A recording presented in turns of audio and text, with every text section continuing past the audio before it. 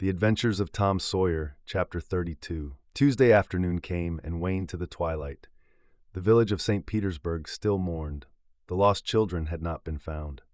Public prayers had been offered up for them, and many a private prayer that had the petitioner's whole heart in it. But still, no good news came from the cave. The majority of the searchers had given up the quest and gone back to their daily avocations, saying that it was plain the children could never be found. Mrs. Thatcher was very ill and a great part of the time delirious. People said it was heartbreaking to hear her call her child and raise her head and listen a whole minute at a time, then lay it wearily down again with a moan. Aunt Polly had drooped into a settled melancholy, and her gray hair had grown almost white. The village went to its rest on Tuesday night, sad and forlorn. Away in the middle of the night, a wild peal burst from the village bells, and in a moment the streets were swarming with frantic, half-clad people who shouted, "Turn out! Turn out! They're found! They're found!" Tin pans and horns were added to the din. The population massed itself and moved toward the river, met the children coming in an open carriage drawn by shouting citizens, thronged around it, joined its homeward march, and swept magnificently up the main street, roaring huzzah after huzzah. The village was illuminated. Nobody went to bed again. It was the greatest night the little town had ever seen.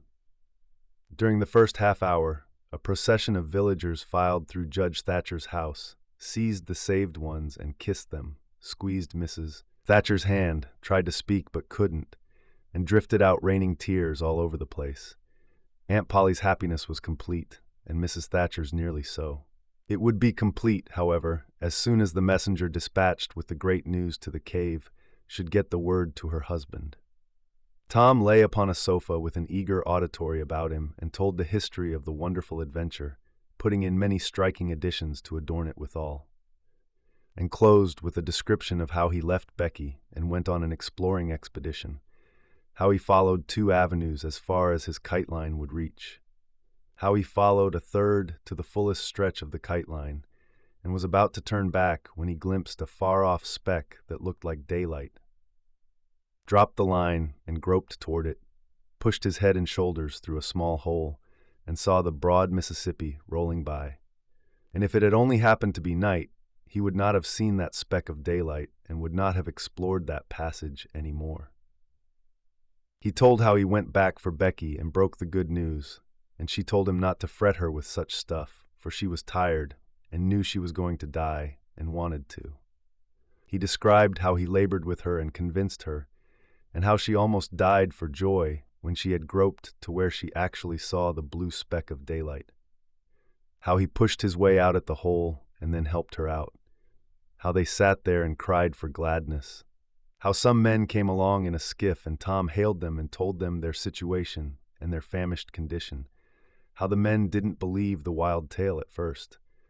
"Because," said they, "you are 5 miles down the river below the valley the cave is in." Then took them aboard, rode to a house, gave them supper, made them rest till 2 or 3 hours after dark, and then brought them home. Before day dawn, Judge Thatcher and the handful of searchers with him were tracked out in the cave by the twine clues they had strung behind them, and informed of the great news. 3 days and nights of toil and hunger in the cave were not to be shaken off at once, as Tom and Becky soon discovered. They were bedridden all of Wednesday and Thursday, and seemed to grow more and more tired and worn all the time. Tom got about a little on Thursday, was downtown Friday, and nearly as whole as ever Saturday. But Becky did not leave her room until Sunday, and then she looked as if she had passed through a wasting illness. Tom learned of Huck's sickness and went to see him on Friday, but could not be admitted to the bedroom. Neither could he on Saturday or Sunday. He was admitted daily after that, but was warned to keep still about his adventure and introduce no exciting topic. The widow Douglas stayed by to see that he obeyed. At home, Tom learned of the Cardiff Hill event, also that the ragged man's body had eventually been found in the river near the ferry landing. He had been drowned while trying to escape, perhaps. About a fortnight after Tom's rescue from the cave, he started off to visit Huck, who had grown plenty strong enough now to hear exciting talk, and Tom had some that would interest him, he thought. Judge Thatcher's house was on Tom's way, and he stopped to see Becky. The judge and some friends set Tom to talking, and someone asked him ironically if he wouldn't like to go to the cave again. Tom said he thought he wouldn't mind it.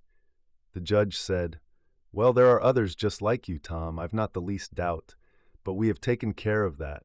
Nobody will get lost in that cave anymore." "Why?" "Because I had its big door sheathed with boiler iron 2 weeks ago and triple locked, and I've got the keys." Tom turned as white as a sheet. "What's the matter, boy? Here, run, somebody." "Fetch a glass of water." The water was brought and thrown into Tom's face. "Ah, now you're all right. What was the matter with you, Tom?" "Oh, Judge, Injun Joe's in the cave."